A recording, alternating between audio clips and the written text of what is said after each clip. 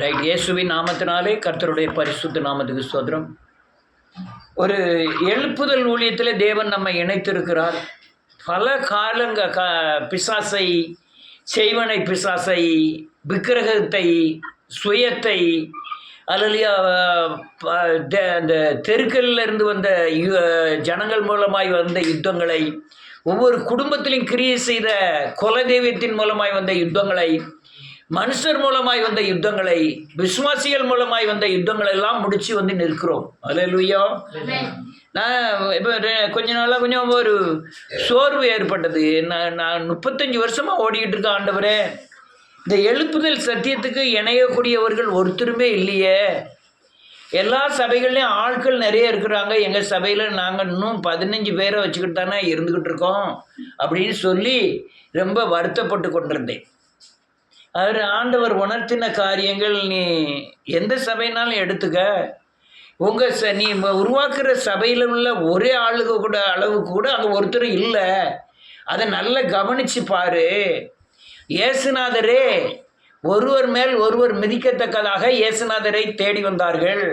அவர் மலையில் ஏறினார். மலையில் 5000 பேர் ஏறிட்டாங்க. 7000 பேர் அவரை தேடி வந்தார்கள். ஆனால் கடைசியில் அவர் உருவாக்கின ஆட்கள் 12லேயும் 1 11 பேரை வச்சு உலகத்தை அசைச்சிட்டாரு. அப்போ ஆட்கள் எண்ணிக்கை அல்ல, உருவாக்குதல் முக்கியம். உருவாக்குனவர். இப்போ நீங்கள்லாம் நினைக்கிறீங்க, நம்ம அதே சோறு, அதே வீடு, அதே சாப்பாடு, அதே துணி தானே உடுத்திக்கிட்டு இருக்கோம், நம்ம என்ன செஞ்சுக்கிட்டு இருக்க போகிறோம் அப்படின்னு நீங்கள் நினைக்கலாம். ஆனால் குறிப்பிட்ட காலங்களிலே ஒரு குறிப்பிட்ட அபிஷேகம் வந்து ஊற்றப்படும். பேதுரு நேற்று கடலில் நடந்தால் மறுநாள் அல்லையா மறுதளிக்க ஆரம்பிச்சிட்டான். அதுக்கு மறுநாள் பார்க்க இயேசுவே கிறிஸ்து என்று அறிவிக்கிறான். 5000 பேர் தேடி வந்தார்கள். யார்? பேதுருவை. அந்த 120 பேர் கூட்டியிருந்த இடத்துல ஊற்றப்பட்ட அந்த ஆவியின் தன்மையானது, அவன் 5000 பேரை கூட்டு வரல, அவன் மேலே கண்ட தேவ பிரசன்னமானது அநேகரை கொண்டு வந்து சேர்த்தது. அல்லேலூயா. அநேக ஊழியர்களை பார்க்கிறேன், சுவிசேஷகர்களை பார்க்கிறேன். எல்லாமே எனக்கு சட்டத்துக்கு விரோதமாகவும் வேதவசனத்துக்கு விரோதமாகவும் இருப்பதை காண்கிறேன். நான் இப்படி சொல்கிறேனேன்னு கேட்குறவங்க இது பண்ணக்கூடாது. அந்த சரியான காரியங்களை நீங்கள் புரிந்து கொள்ள வேண்டும். ஒரு மனுஷனை நீங்கள் தேவனுடைய சாயலுக்கு ஒப்பாய் மாற்றலைன்னா நீங்கள் கிறிஸ்துவன் அல்ல, நீங்கள் ஊழியர்கள் அல்ல. ஒரு ஊழியன் ஒரு ஆத்மாவை விக்கிரகத்தின் சாயலிலே, எந்த விக்கிரகத்தை சேவிக்கிறானோ அதே சாயலிலே, அவன் குடும்பத்தில் பரம்பரையாய் வருகிற சுவாபங்களிலிருந்து, இந்த உலகத்தின் தன்மையிலிருந்து அவர்களை விடுதலையாக்கி அவர்களுக்கு எல்லாமே கற்றுக் கொடுத்து, இதுதான் உலகம், இதுதான் விக்கிரகம், இதுதான் பிசாசு, இதிலிருந்து நீ வெளியே வரணுங்கிறத கற்றுக் கொடுத்து அவங்களை இயேசுவின் சாயலுக்கு ஒப்பாய் மாற்ற வேண்டும். அவர்கள் அளவுக்கு தகுந்தால் போல, அவர்களை பெற்றிருக்கிற கிருபைக்கு தகுந்தால் போல ஆவியானவர் அப்பப்போ வளர்ச்சிக்கு தகுந்த அபிஷேகத்தை ஊற்றுவார். நாங்கள் எதிர்பார்க்கிற அபிஷேகம், நாங்கள் சந்திக்கப்படும் போது இருந்த அபிஷேகம் வேறு. ரட்சிக்கப்பட்ட ஒரு போதனை கொடுத்து அவங்கள் மனம் திரும்பி பாவமன்னிப்பு நிச்சயத்தை பெற்ற பிறகு அபிஷேகம் வேறு. அவங்க குடும்பத்தில் கிரியை செய்கிற ஆவிகளை ஜெயிப்பதற்காக தேவன் கொடுத்த வரம், வல்லமை கொடுத்த அபிஷேகங்கள் வேறு. இப்படி ஒவ்வொன்றுமாய் வளர்ச்சியின் அடிப்படையிலே வந்தது. ஆனால் நாங்கள் எல்லாருமே உருவாக்கப்பட்டிருக்கிறோம். ஆனால் அது வெளி பார்வைக்கு தெரியாது. உருவாகுதுனது பூராமே உள்ள அப்படியே அல்லேலூயா உள்ளான மனுஷனுக்குள்ளே ஒரு வளர்ச்சி, ஆவிக்குரிய வளர்ச்சி தான் இந்த உருவானதின் அடையாளம். எல்லாருமே ஆவிக்குரிய வளர்ச்சி பெற்றிருக்கிற. ஆவிக்குரிய வளர்ச்சினா வசனம் அங்கே இருக்குது இங்கே இருக்குலாம் கேட்டு அது ஆவிக்குரிய வளர்ச்சி அல்ல. நான் யார், நான் எங்கே சென்று கொண்டிருக்கிறேன், அதை உணர்ந்து சாபத்திலிருந்து விடுதலையாகி இயேசுவை தரித்து கொண்டவர்கள் தான் வளர்ச்சியின் அடையாளங்கள். இந்த வளர்ச்சியின் அடையாளத்தின்படி நாங்கள் எங்களுடைய போதனையின் அடிப்படையில் தேசத்தை எழுப்புதல் சந்திக்க போகிறதுங்கிறத நாங்கள் போதித்து கொண்டு இருக்கிறோம். சிலுவையின் உபதேசத்தின் அடிப்படையில் தான் மார்பில் அடித்து மனம் திரும்புகிறவர்கள் எங்கெல்லாம் உண்டாகிறதோ அது ஒரு குச்சி வீடாக இருக்கலாம், பெரிய சபையாக இருக்கலாம், அல்லது தேசமாக இருக்கலாம். சிலுவையை அல்லாமல் எழுப்புதல் அல்ல. மனம் திரும்புதல் பாவ மன்னிப்பின் நிச்சயத்தை பெற்று யார் இயேசுவை போல மாறுகிறாங்களோ அவங்க மட்டும்தான் பிசாசை ஜெயிக்க முடியும். அவர்கள் மூலமாக தான் தேசத்தில் எழுப்புதல் உண்டாகும் என்பதை நாங்கள் பல வருடமாய் போதித்து கொண்டிருக்கிறோம். அநேகர் அதில் தான் சாபத்திலிருந்து, பாவ பிடியிலிருந்து, செய்வனை பிடிகளிலிருந்து, தலைமுறை சாபங்களிலிருந்து விடுதலை ஆகியிருக்கிறார்கள். நான் இப்போ கடைசி காலத்தில் எழுப்புதலில் இவர்கள் எல்லோருமே சந்திக்கக்கூடிய 2 கொடிய பிசாசை குறித்து தான் உங்களுக்கு சொல்ல போகிறேன். அந்த பிசாசை ஜெயித்தா தான் நீ எழுப்புதலை சந்திக்க முடியும். இப்போ எழுப்புதல் எனக்குள்ள உண்டாயிருக்கிறது, எங்களுக்குள்ள உண்டாயிருக்கிறது. எழுப்புதல் எங்கள் குடும்பங்களில் உண்டாயிருக்கிறது, எங்கள் வீடுகளில் உண்டாயிருக்கிறது. குடும்பத்தை அளவுக்கு போகலன்னு இன்னும் குடும்பம் என்றால் ரட்சிக்கப்படாத அக்கா, தங்கச்சி, அண்ணன், தம்பிகளுக்குள்ளெல்லாம் இந்த எழுப்புதல் அக்கினி ஊடுருவ வேண்டும். அதற்காக தான் பிரயாசப்பட்டு கொண்டிருக்கிறோம். அந்த ஊடுருவினா தான் குடும்பங்கள் ரட்சிக்கப்படும், அதுக்கப்புறம் தேசங்கள் ரட்சிக்கப்படும். இப்போ எனக்குள்ளே எழுப்புதல் வந்திருக்கிறது, என் வீட்டுக்குள்ளே எழுப்புதல். நான் இங்கே இருக்கிற மனைவி, கணவன், பிள்ளைகளுக்குள்ளே எழுப்புதலின் சத்தியம் நுழைந்து தேவ பூரண சமாதானத்தோடு இந்த பூமியிலே விடுதலையான வாழ்க்கை வாழ்ந்து கொண்டிருக்கிறோம். இப்போ கடைசி காலத்தில் ஒரு தேசத்தை அசைக்கக்கூடிய எழுப்புதலின் அபிஷேகம் ஊற்றப்படுவதற்கு 2 கொடிய பிசாசின் பிசாசை ஜெயிக்க வேண்டியதாக இருக்கிறது. அந்த 2 கொடிய பிசாசு என்ன என்று இப்போ உங்களோடு நான் போதிக்க போகிறேன். வாசிக்கலாம். ஏசாயாவின் புஸ்தகம் 60வது அதிகாரம்.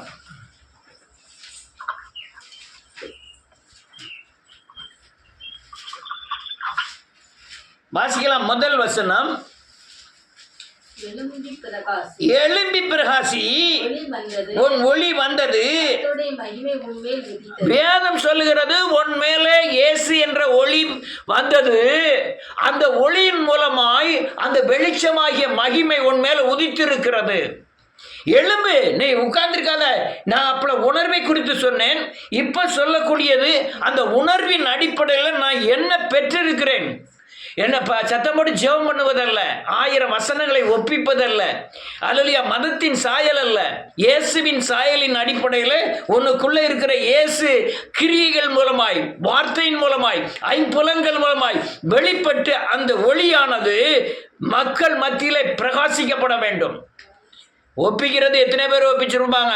இப்போ இந்த பிள்ளைகள்லாம் ஸ்கூலில் படித்து வருது, ஒரு புத்தகம் இல்லை, 5 சப்ஜெக்டை படிச்சு 5 சப்ஜெக்டை பூரா படித்து அதை ஒப்பிக்கக்கூடிய அளவுக்கு படிச்சிருந்தாங்க. அந்த ஒப்பிக்கக்கூடிய தன்மை இல்லை. ஆனால் எனக்குள் அச்சு அடையாளமாய் மாறி என்னுடைய கிரியைகளின் சாயல் இயேசுவை போல மாறி என்னுடைய பார்வையிலே, என்னுடைய யோசனைகளிலே, என்னுடைய வார்த்தைகளிலே இயேசு தேவன் வெளிப்படணும். ஒளியில் இருக்கிற மகிமை வெளியரங்கமாக வேண்டும். அதுதான் எழும்பி பிரகாசிப்பு என்பது. 2வது வசனம்.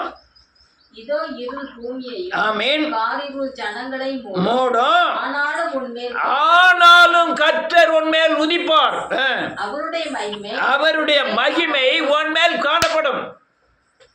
வேதம் சொல்லுது ஒரு பயங்கர கொடிய பிசாசின் ஆதிக்கம் இந்த தேசத்தை ஆண்டு கொண்டிருக்கிறது. இது எழுதும்போது மூடும். அல்லேலூயா, வேதம் சொல்லுது பூமியை இருளும் ஜனங்களை காரிலும் மூடும். அது எதிர்காலத்தை குறித்து சொன்னது. ஆனால் நாம் எதிர்காலத்தில் இல்லை, நாம் இருக்கிறது நிகழ்காலத்தில் இருக்கிறோம். இந்த இருளின் காரின் மூடுதலின்குள்ளதான் நம்ம இருக்கிறோம். இது எத்தனை பேருக்கு புரியுதுன்னு தெரியல. நம்ம இன்னைக்கு ஒரு வீடியோ பார்த்தேன். இயேசுவின் நாமத்தினாலே முயல் அபிஷேகம், பாதியலால் அடிச்ச அபிஷேகம், சொலவினால் அடித்த அபிஷேகம் பார்த்துருக்கீங்களா? ஒருத்தரும் பார்க்கலையா? என்ன இந்த கிறிஸ்துவத்தில் சொல்லலை, இந்து கோயில்களில், இந்து கோயிலில் வாரியலால் 4 அடி. ஒவ்வொருத்தரும் ஓடியாந்து 4 அப்படி அந்த சப்பரம் வச்சுருக்காங்க. சப்பரத்தில் ஐயர் உட்காந்துருக்காரு. ஐயர் ஒரு வாரியில் வச்சுருக்காரு. ஒருத்தன் தேங்காய் பழம் தட்டெல்லாம் கொண்டு போயிட்டு முன்னே போய் நிற்கான். அவர் வாரியில் எடுத்து டப்பு டப்பு டப்புன்னு அடிக்காரு. அவனை வாரியில் தட்டுக்காரு. அடுத்தாள் அடிக்காரு. டப்பு டப்பு டப்புன்னு அடுத்தாள் அவனை தட்டுக்காரு. நீங்க பார்த்தே தான் பார்க்கலையே தெரியல. அடுத்தால சொல்ல விட்டு டப்பு டப்புன்னு அடிக்காரு. இந்த குற்றாலத்துக்கு போன பேரனை கூட்டிக்கிட்டு அங்கே ஒருத்தன் எலிய வச்சு இது சுவாசியம் சொல்லிட்டு இருக்கான். எலி ஜோசியம். அவன் போயிட்டு இருக்கும்போது சரி தாத்தா இந்த எலி ஜோசியம் என்ன செய்யுதுன்னு பார்ப்போம் தாத்தா வாங்க. அதுல உட்கார்ந்துருக்கவனை பார்த்தா ரொம்ப பெரிய படிச்சவன், படித்த ஃபேமிலி, கணவன் மனைவி உட்காந்து கையை கட்டி அறிவில்லாத அந்த எலி தூக்கி கொடுக்க அட்டையை எடுத்து வாசிக்காம என்னெல்லாமே சொல்லுதான். இவன் கையை கட்டி காட்டிக்கிட்டு இருக்கான். என்ன மூடி இருக்கு? இருள் மூடி இருக்கு. வாரியலால் அடிக்கும். நம்ம அடிக்க பார்ப்போம். லேசாக யார மேலே வாரியலால் அடிக்க பார்ப்போம். கேஸ் போட்டுருவான். கேஸ் போட்டு உள்ளே தள்ளிடுவான். அங்கே வாரியலால் அடித்தா பட்டுக்கிட்டு தான். என்னது? இருள். சொலவுனால அடிக்கான். தக்காளி பழத்தை கொண்டு எறிதான். இன்னைக்கு பார்க்க ஒரு முயலை பிடிச்சிட்டு வந்து ஒவ்வொரு தலையிலையா வச்சு வச்சு எடுக்கான். முயல் அபிஷேகம் டக்கு டக்கு டக்கு டக்கு டக்குன்னு தலையில் வச்சு வச்சு எடுக்கான். உடனே அதையும் போய் சொல்லிட்டான். அந்த முயலை கொண்டு விட்டார்கள். அது வடக்கு நோக்கி வேகமாய் போனது அப்படின்னு வேற சொல்றான். பல காரியங்கள் இங்க நடந்துகிட்டு இருக்கு. அண்ணனும் தங்கச்சியும் திருமணம் பண்றாங்க. அல்லலுயா. சர்வசாதாரணமான விபச்சாரங்கள், வேசித்தனங்கள், அல்லலுயா, வஞ்சகங்கள், துரோகங்கள், அநீதிகள் எல்லாமே இந்த இருளின் ஆதிக்கங்கள். எங்க பார்த்தாலும் இருள் தான். எங்க பாருங்க, நீ பார்க்கிற இடமெல்லாம் இருள். பயம், கோபம், அகந்த, பெருமை, துர்க்குணம், அல்லலுயா, வஞ்சகம் எல்லாமே இருள்.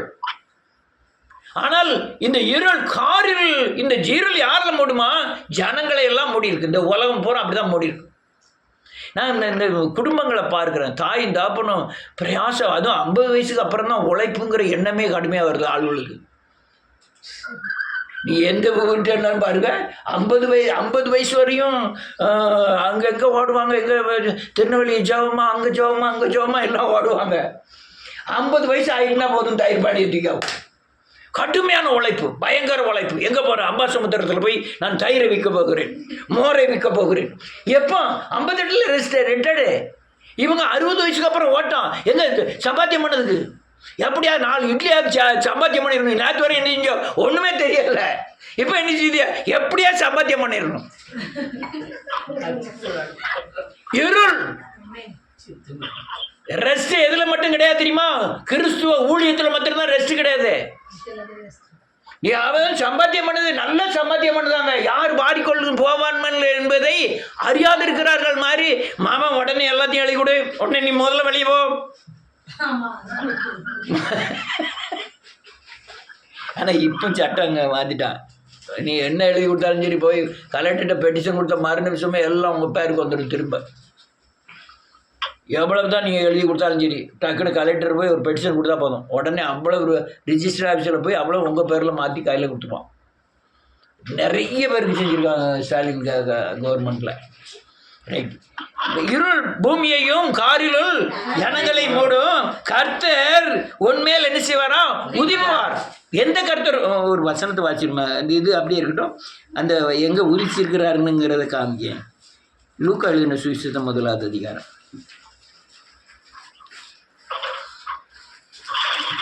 இயேசுவின் நாமத்தினாலே.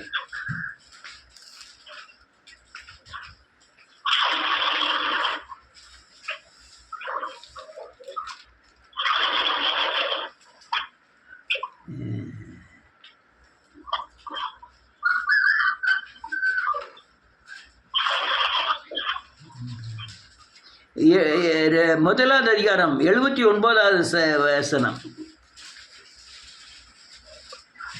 இல்லை, இதுலேருந்து வாசிக்கலாம். 76லேருந்து வாசிக்கலாம். நீயோ பாலகனே உன்னதமானவருடைய தீர்க்கதரிசி எனப்படுவாய். நீ கர்த்தருடைய வழிகளை ஆமென் ஆயத்தம் பண்ணவும் நமது தேவனுடைய உருக்கமான இரக்கத்தினாலே ஜனத்துக்கு ஆமென் பாவ மன்னிப்பாகிய ரட்சிப்பை ஏற்படுத்தவும் அவருக்கு முன்பாக ஆமென் நீ நடந்து போவாய். இது யாரை குறித்து சொல்லுது? யோவான் சாணனை குறித்து சொல்லப்படுகிறது. அல்லேலூயா. அடுத்தல அந்தகாரத்திலும் மரண இருளிலும் உட்கார்ந்து இருக்கிறவர்களுக்கு வெளிச்சம் தரவும் கால்களை நடத்தவும் அந்த இரக்கத்தினாலே உன்னதத்தில் இருந்து தோன்றிய அருணோதயம் நம்மை சந்தித்திருக்கிறது. அருணோதயம் என்னது? உதய சூரியன். என்னது? சூரியன். அந்த சூரியன் உன் மேல உதிக்குமா 26ல?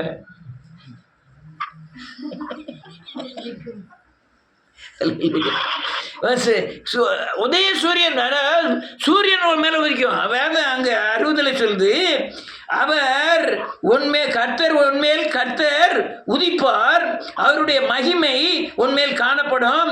உன் வெளிச்சத்தின் இடத்திற்கு ஜாதிகளும் உதிக்கிற உன் ஒளியின் இடத்துக்கு ராஜாக்களும் என்ன செய்வார்களா? நடந்தே வருவார்கள். அல்லேலூயா.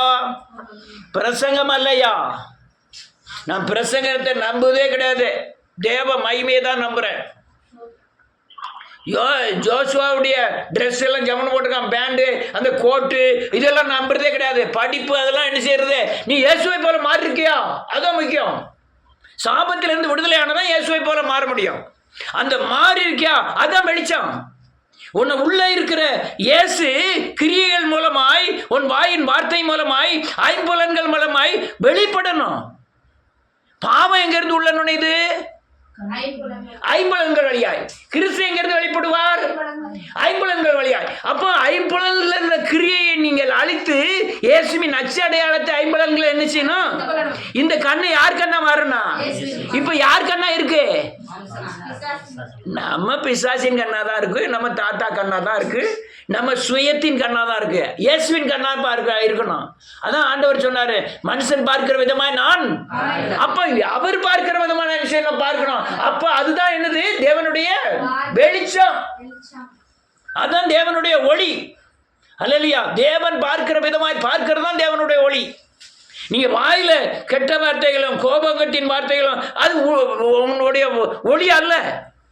சாந்தம், அமைதி, அல்லையா, அந்த சுவாபம் மாறின தன்மைகள் வாயின் வார்த்தையில இரக்கமாகவும் கிருபையாகவும் அல்லையா மனதுருக்கமாகவும் வெளிப்படணும். அதுதான் இயேசுவின் ஒளி.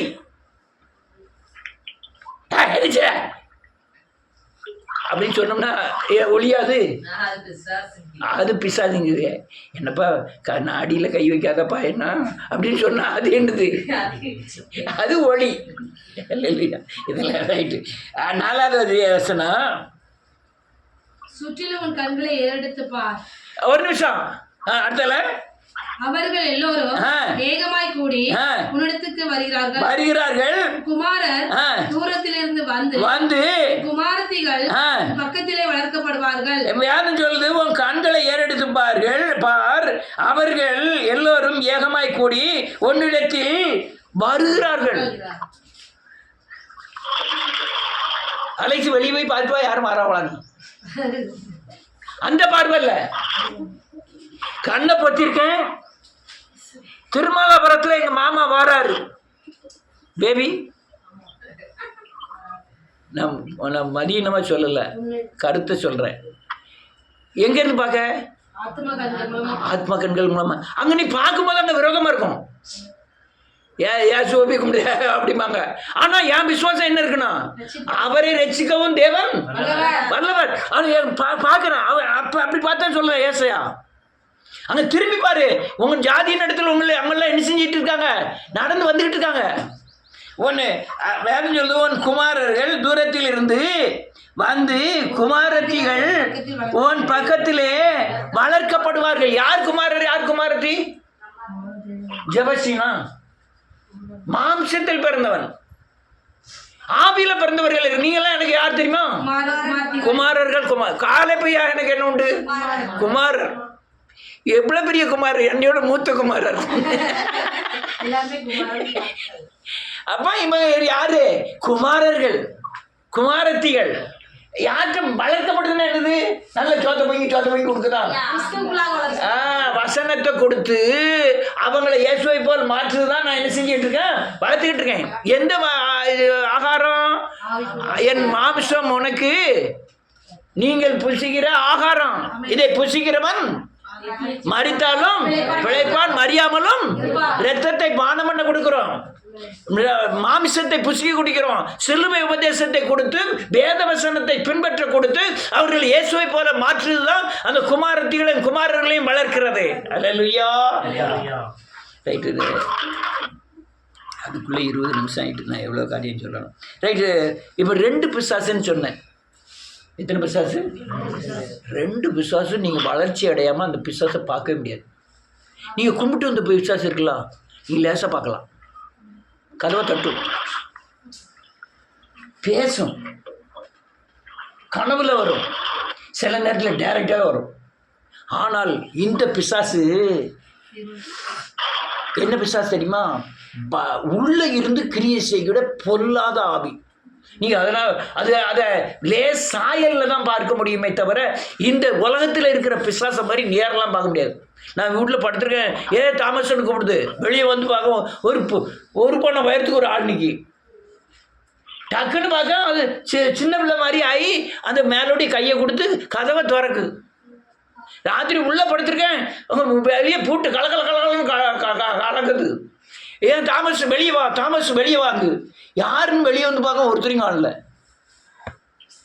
அந்த பிசாசு அப்படி கிரியை செய்யும். ஆனால் இந்த பிசாசு நீ அப்படிலாம் பார்க்க முடியாது.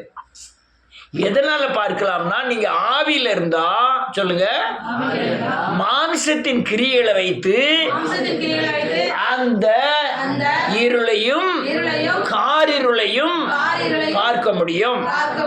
இருள் ஜனங்களை எல்லாம் மூடும்.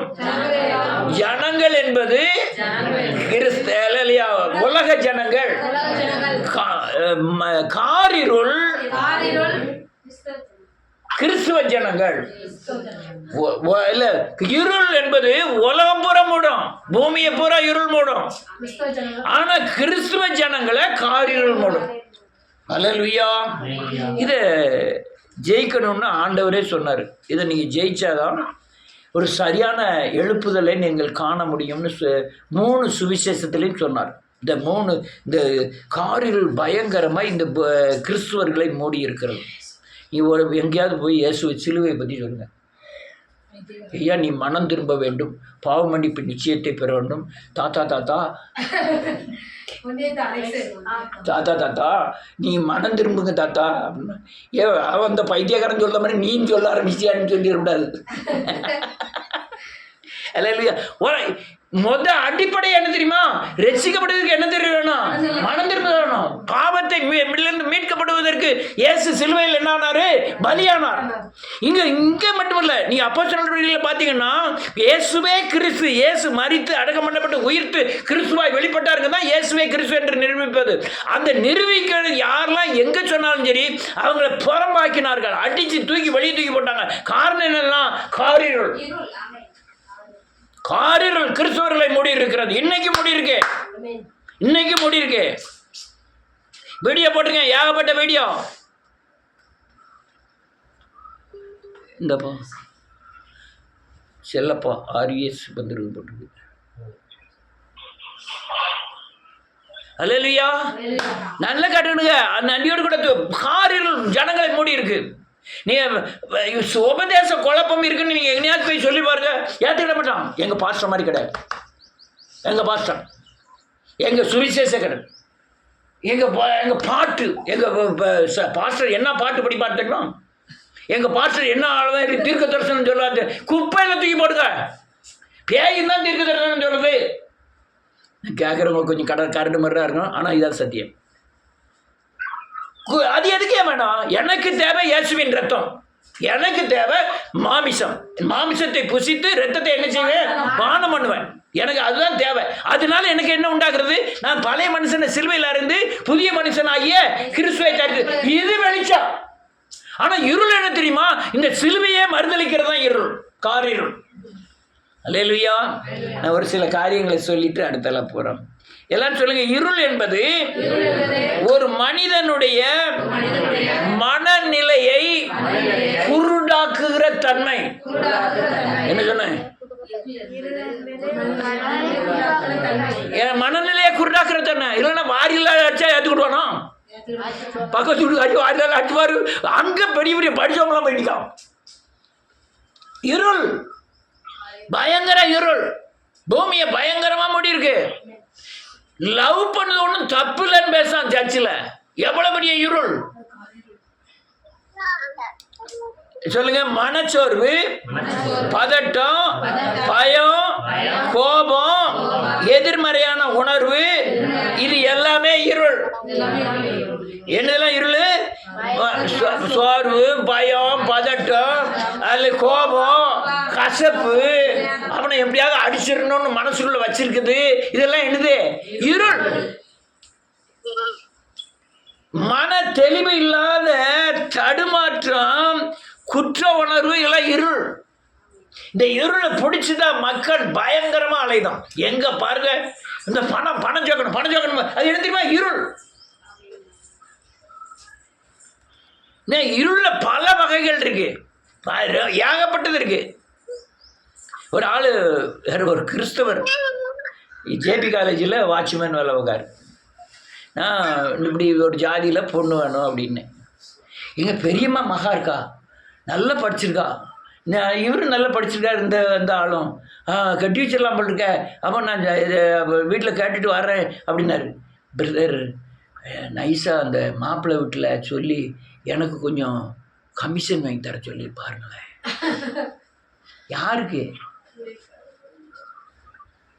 அப்போ பெரியம்மா மகளை கட்டி கொடுக்கறதுக்கு என்கிட்ட சொல்கிறாரு. அந்த பெரியம்மா மகா இருக்குது, அதை அவனுக்கு கட்டி கொடுக்கணும், நான் கட்டி கொடுத்துணும்.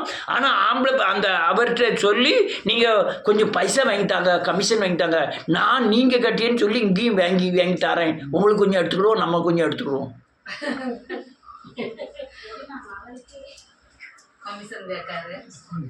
என்னது அது? எவ்வளோ கிடைக்கும்? 500 ரூபா தரானா, 1000 ரூபா தரானா? யாருக்கு கணக்கு கொடுக்கணும்? கர்த்தருக்கு கணக்கு கொடுக்கணும். அதெல்லாம் சரியான முறையா? இருள். அல்லேலூயா. காரிருள் என்ன தெரியுமா? வஞ்சகம். இருள் மனநிலையில் உண்டாகிற குருட்டாட்டம். காரிருள் நம்மை அல்லேலூயா உபதேசம் என்று சொல்லி மாற்று உபதேசத்தை போதிக்கிறது எல்லாமே காரிருள். நீ பரலோக ராஜ்யத்துக்கு ஆயத்தமாக்காம இந்த பூமியில கர்த்தர் உன்னை ஆசீர்வதிப்பார், உன்னை பெருக பண்ணுவார்னு சொல்லுதெல்லாம் என்ன தெரியுமா? காரிருள். இந்த பூமியில இருக்க வைப்பது. அல்லேலூயா. உங்க பலத்தினாலே பிசாசை ஜெயிக்க வைக்கணும்னு ஆறுதல் சொல்றாங்களா? உங்களை இந்த வசனத்தை சொல்லி நீ அதை ஜெயிச்சிருங்க, நீங்க 10 லட்சம் ரூபாய் கடன் வாங்கி அல்லேலூயா நடத்துங்க அப்படிலாம் சொல்றது என்ன தெரியுமா? காரிருள். இப்படி பல கோணத்தில் இந்த பூமியில கிறிஸ்துவ ஜீவியத்தில் காரிருள் கிறிஸ்துவத்தை மூடி இருக்கிறது. காரிருள் மூட காரணம் என்னன்னா, மூடுக்குண்டான அடையாளம் என்னன்னா, தான் போகிற வழி என்னன்னே தெரியாது, வஞ்சிக்கப்பட்டிருக்கிறது என்னதுன்னே தெரியாது, ஏமாற்றப்படுவது என்னன்னே தெரியாது. இவர் தலைவர் செத்து பண்ணாரு, இவர் பால்சாலமை ஒவ்வொரு ஆளாக கட் பண்ணிட்டு போகுது. ஆனால் ஒருத்தரையும் ஆண்டு சொல்லலை. அந்த ஊழியத்தை விட்டு பெரிய பெரிய ஆள்லாம் போகுது. என்கிட்ட ஒரு ஆள் யாரு வேதமுத்து பக்கத்தில் இருந்துட்டு ஒன்றும் இல்லை, நடக்கட்டும் காரியம், நடக்கட்டும், ஆட்டோமேட்டிக்காக நடக்கட்டும். வேதமுத்தனே பக்கத்தில் இருந்துக்கிட்டு கெட்ட வார்த்தை சொல்லி ஏசாரு அவரை. ஆனால் சர்ச்சில் தான் உட்காந்துருக்காரு. இவங்களாம் மனுஷனே கிடையாது அப்படிங்காரு, ஆனா சர்ச்சுக்கு வர்றாரு. அப்ப என்ன அர்த்தம்? இவருக்கு கண்ணு தெளிவா இருக்கு, ஆனா தெளிவில்லை. என்ன தப்புன்னு தெரிஞ்சுன்னா என்ன செஞ்சிடணும்? டக்குன்னு என்ன விஷயம் விலகணும். விலகாம உள்ள இருக்காருன்னா என்ன அர்த்தம்? பாதி கண் திறக்கப்பட்டிருக்கு, பாதி கண் என்ன செய்யல, திறக்கப்படல. இப்போ லூகாஸ் என்ன போயிட்டாரு, ஜாக்கப் போயிட்டாரு, ஒவ்வொரு ஆளாக பெருன்னு போயிட்டு இருக்காங்க. எனக்கு ஒன்றுமே தெரியல, புரியலை, நான் அதை நினைக்கவும் இல்லை. என்ன இப்படி போயிடறாங்கன்னு நினச்சேன், ஆனால் பூர்ணமாக நினைக்கல. அப்போ நமக்கு என்ன இருக்கு, கண்ணு குருடா இருக்கு, அவங்களுக்கு கண் தெளிவாயிட்டு டக்குன்னு பொல்லாங்காய் தோன்றுகிற எல்லாவற்றையும் விட்டு அவங்க டக்கு டக்குன்னு விளையாடுறாங்க. இந்த காரில் அங்கே சேர்மாய் சர்ச்சில் மட்டும் இல்லை, உலகம் முழுவதும் இருக்கிற காரில் அப்படியே மூடி இருக்கு.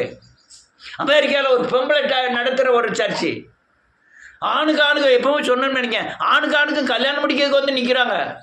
அந்த கவர்மெண்ட் சட்டப்படி சர்ச்சில் கல்யாணம் முடிச்சு வைக்கணும். இவர் 2 பேரும் வந்து நின்று எனக்கு 2 பேருக்கு கல்யாணம் முடிக்கணுங்க. அந்த அம்மா சொல்லிட்டு நான் கல்யாணம் முடிச்சு வைக்க முடியாதா, நீ என்ன நாள் செஞ்சுக்க கல்யாணம் முடிச்சு வைக்க முடியாது. அதனால உடனே டக்குன்னு நினைச்சிட்டு அந்த 2 பேரும் சேர்ந்து கோர்ட்டில் போய் கேஸ் போட்டானுவோம். இந்த பாஸ்டரம்மா எனக்கு கல்யாணம் முடிச்சு வைக்க மாட்டேங்க, கவர்மெண்ட் சட்டம் முடிச்சு வைக்கணும், நீங்கள் முடிச்சு வைக்க மாட்டேங்க. அவங்க கோர்ட்டாருக்கு பார்த்தாரு, இங்கே வாமா இந்த சட்டம் போட்டுக்க உனக்கு தெரியாமல் இருக்கலாம், நான் மன்னிப்பு கேட்டுட்டு மன்னிப்பு லெட்டர் எழுதி கொடுத்துட்டு நான் முடிச்சு வைக்கணும்னு சொல்லி முடிச்சு வச்சிருக்கேன். உங்ககிட்ட மன்னிப்பு வாங்கி நான் நரகத்துக்கு போவதை பார்க்கலாம், உங்கள்கிட்ட தண்டனை வாங்கி நான் பரலோகம் போயிருந்தேன், நான் அப்படிலாம் முடிச்சு வைக்க மாட்டேன், பைபிளுக்கு விரோதமானதுன்ட்டு. அப்போ முடிச்சு வைக்க போகிறான், எங்கே இருக்கான், காரியூரில் இருக்கான். இவன் இந்த அம்மா எங்கே இருக்கே, வெளிச்சத்தில் இருக்கே. அநேகர் இருளில் தான் இருக்காங்க இன்னைக்கு. இந்த பிசாசு கிறிஸ்துவ உலகத்தில் பயங்கரமாக காரியூரில் மூடி இருக்கு.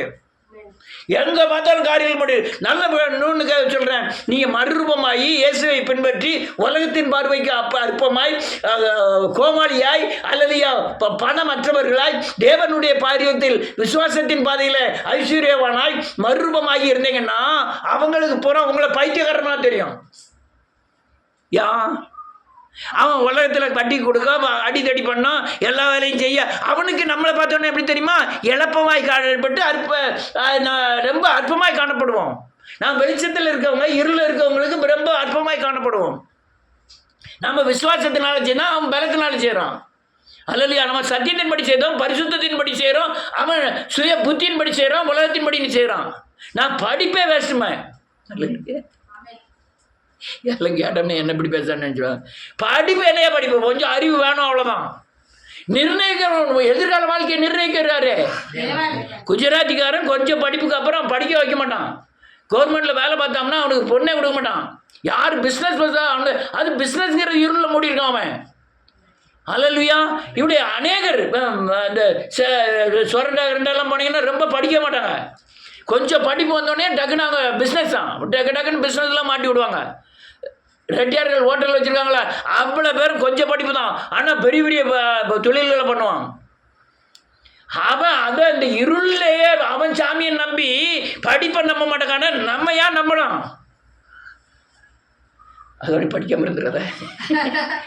படிப்பு அவசியம், ஆனால் படிப்பை நம்பினா இல்லை. ஆமே அலைசே, படிப்பு வேண்டாம்னா உடனே வேண்டாம்னு நினச்சிடாத. படிப்பு அவசியம், ஆனால் நான் படிப்பை நம்பி இல்லை. நான் யாரை நம்பி இருக்கேன்? நான் படிக்காட்டாலும் என்ன செய்வார், தேவன் பயன்படுத்துவார். படித்த பற்றி தப்பும் கிடையாது, ஆனால் படிப்பை குப்பையாக நினைக்கணும். என்ன நினைக்கணும்? குப்பையாக நினைக்கணும். அப்படிதான் யார் நினைச்சா? பவுல். நான் கமாலியன் பாதத்தில் படித்தவன், அதெல்லாம் லாபமாய் தோன்றுகிற எல்லாவற்றையும் நஷ்டமும் குப்பையுமா எண்ணுகிறேன்.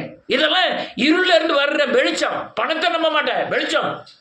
அது இல்லையா, என் படிப்பை நம்ப மாட்டேன், வெளிச்சம். என் அழகை நம்ப மாட்டேன், வெளிச்சம். ஆமேன். எனக்கு அழகு வேணும், படிப்பு வேணும், பணம் வேணும்னு நினைக்கிறது என்னது? இருள். ஆனால் அது உலகத்தான் நாடி தேடுகிறார்கள். நான் காரில் சிக்காமல் இருப்பதற்கு எனக்கு வெளிச்சம், வார்த்தை, விசுவாசம், மனம் திரும்புதல் தேவை. என்னெல்லாம் தேவை? வார்த்தை, விசுவாசம், மனம் திரும்புதல். இது இருந்ததுன்னா நீங்க வெளிச்சத்தில் இருப்பீங்க, எப்பவுமே வெளிச்சத்தில் இருப்பீங்க. இது இல்லைன்னா காரிருள மாட்டி விடுவீங்க இயேசுவின் நாமத்தினாலே. ஜனங்களை பூரா, உலகத்து கிறிஸ்துவ ஜனங்களை பூரா காரிருள் முடி இருக்கு. டான்ஸ் நல்லதுன்னு நினைக்கிறான். தீர்க்க எவனா ஒருத்தன் உனக்கு ஜோ பண்ணுங்க, ரூபாய் அனுப்புங்க, உடனே ரூபாய் அனுப்பலாம். 10,000 ரூபா அனுப்புதான், 5,000 ரூபா அனுப்புதான். எவனா ஒருத்தன், அவன் இவனை பற்றி தெரியவே செய்யாது. ஐயா, நான் தேவனை சந்திக்க எனக்கு ஐயா ஊடையில் ஒரு தரகர் தேவையா? யார் தேவை? எனக்கு சந்திக்க தேரகர்லாம் தேவையில்லை, நான் தேவனை டைரக்டாக சொல்ல முடியும். அதை அவங்களும் சொல்ல மாட்டேங்கான், பணம் வாங்குதவனும் சொல்ல மாட்டேங்கான், அவனுக்கு காரியர்கள், அனுப்புதவனும் தெரிய மாட்டேங்குது, இவனுக்கு காரியர்கள். அல்லேலூயா. எல்லாம் காரில் பூமியை அப்படியே ஜனங்களை எல்லாம் எங்கே பார்த்தாலும் மூடி இருக்கு, எங்கே பார்த்தாலும் ஜனங்களை மூடி இருக்கு. ஆனால் இதுக்கு வெளிச்சம் தேவை. யார் வெளிச்சம்? இயேசுதான். யார் ஒளி? நீங்கள் உலகத்துக்கு ஒளியாக இருக்கிறீர்கள். நான் எல்லாருமே ஒளி. தன் இருள் கண்டிக்கப்படாதபடி அவன் எங்கே வராமல் இருக்கான்? ஒளியின் இடத்தில் வராமல் இருக்கான். நான் ஆண்டவர் சொன்னார், நான் உலகத்திற்கு. 2 பேரும் எப்படி ஒளியாகிறோம்? அதாவது சூரியன் சந்திரன் இங்கே இருக்கு, சூரியனில் உள்ள ஒளி சந்திரனில் பட்டு எங்கே விழுது? பூமியில் விழுது. அதே போல நான் சொல்லுங்க, மனம் திரும்பும்போது, பாவ அறிக்கை செய்யும் போது நான் இயேசுவை தரித்து கொள்ளுகிறேன். அவர் முகத்தில் உள்ள மகிமையின் ஒளி என் மேல் பிரகாசிக்கிறது. இந்த ஒளி என்னை பார்க்கிற, என்னை சந்திக்கிற மனுஷர் மேல் பிரகாசிக்கிறது. இப்படிதான் என்ன செய்யுது? ஒளி மக்கள் மேல் என்ன செய்யுது? பிரகாசிக்கிறது. நான் உலகத்தின் ஒளியாய் இருக்கிறேன். இந்த ஒளி எங்கிருந்து பெற்றது? மனம் திரும்புதலின் மூலமாய். சொல்லுங்க, இயேசுவின் சாயலுக்கு ஒப்பாய் மாறினதுனாலே பிசாசு என்னை, இருளாகிய பிசாசு என்னை மேற்கொள்ளாமல் ஆவியானவர் எனக்குள் தங்கி இருக்கிறபடினாலே அந்த ஒளி மகிமையின் சாயலாய் வெளிப்படுகிறது. அதனால என்னை இருள் என்ன செய்யாது? மேற்கொள்ளாதே. காரில் என்னை மேற்கொள்ளுவதில்லை. நீங்க இதுல ஜெயிச்சிட்டீங்கன்னா எழுப்புதல் வந்துடும். இது மாதிரி தான் ஆண்டவர் சொன்னார். முடிக்கிறேன் ஒரே ஒரு வசனத்தை. இருள் என்ன செய்யுங்கிறதும் ஆண்டவர் சொன்னதையும் வாசி முடிப்போம். உபாகமத்தின் புஸ்தகம் 28வது அதிகாரம் 28வது வசனத்திலிருந்து இருள் என்ன செய்யும்?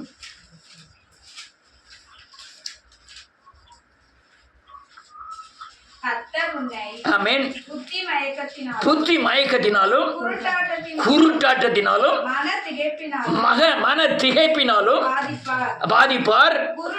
குருடன் அந்தகாரத்திலே தடவி திரிகிறது போல நீ பட்ட பகலிலே தெரிவா. இதெல்லாம் குருட்டுத்தன்மைகள். எதெல்லாம் குருட்டுத்தன்மை? என்ன சொல்லுங்க? நான் உங்களை நம்பி நான் வேற எடுக்காம இருந்துட்டேன். இல்ல, அதுக்கு மிந்தி புத்தி மயக்குதல், குருட்டாட்டம், மன திகைப்பு, இதெல்லாம் என்னது? இருள். அது பட்ட பகல்ல தடவு மாதிரி தான் தடவணும். அடுத்தால உன் வழிகளில் இதெல்லாம் இருள் வாய்க்காமே போகும். ஆமேன். என்னாலும் ஆமேன் இருப்பாய். ஆமேன். சயனிப்பான். வீட்டை கட்டுவாய், அதில் குடியிருக்க மாட்டாய், நாட்டுவாய். ஆமேன். இதெல்லாம் ஆவிக்குரிய தன்மை. நீ எவ்வளவுதான் பாட்டு படிச்சாலும், எவ்வளவுதான் தீர்க்க தரிசனம் சொன்னாலும், அபிஷேகம் பட்டாலும் அது யாருக்கும் பலன் இல்லாம வரும். ஏன்னா அது காரில் உள்ள அபிஷேகம். அல்லேலூயா. இருளை மூடக்கூடாது. அல்லேலூயா. ஆண்டவர் அந்த காரில் குறித்து என்ன சொன்னாருன்னு பார்ப்போம். எல்லாரும் தெரிஞ்ச வசனம் தான். மத்தேயு எழுதின சுவிசேஷம் 24வது அதிகாரம் 3வது வசனத்திலிருந்து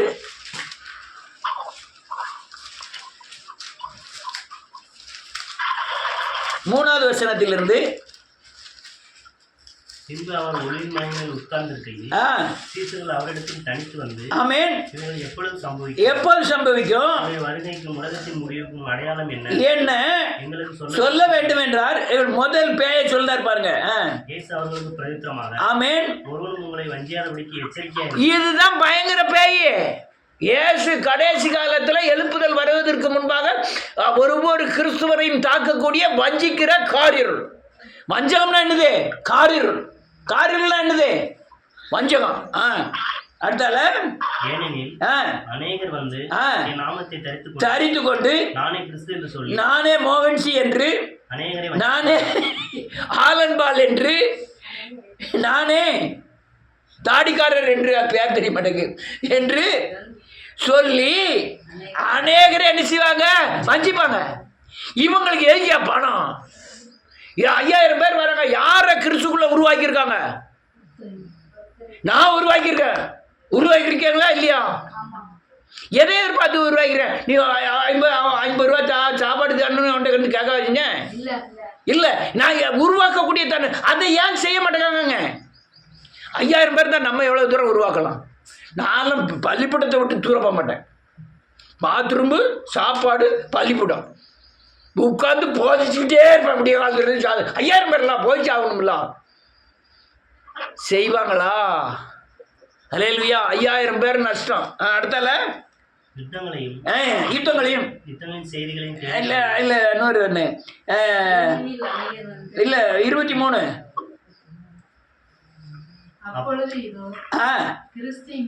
இங்கே இருக்கிறார்.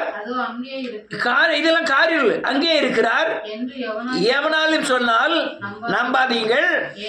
ஏனெனில் கள்ள கிறிஸ்துகளும் கள்ள தீர்க்கதரிசிகளும் எழும்பி கூடுமானால் தெரிந்து கொள்ளப்பட்டவர்களையும் வஞ்சிக்கத்தக்கதாக பெரிய அடையாளங்களையும் அற்புதங்களை, இதெல்லாம் காரியர்கள் வச்சிருக்க பயங்கரமான ஆயுதம். அடுத்தல அறிவிக்கிறேன் என்றால் இதுதான் வஞ்சகம், பயங்கரமான வஞ்சகம். உலகத்து மனுஷன் விக்கிரகத்துல போய் வாரியல் அடி பண்றது பெரிய காரியம் நினைக்கும். அதை விட மோசமான காரியங்கள் எங்க கிறிஸ்தவனை முடிச்சிருக்கு. அல்லேலூயா. பிடிச்சிருக்கு. அதனால இந்த வஞ்சகத்தையும் காரில் கொடுத்து ரொம்ப எச்சரிக்கையா இருக்கணும். அதான் பயங்கரமான பேயின் தன்மைகள். அல்லேலூயா. இந்த பேயை ஜெயிச்சிட்டீங்கன்னா எழுப்புதல்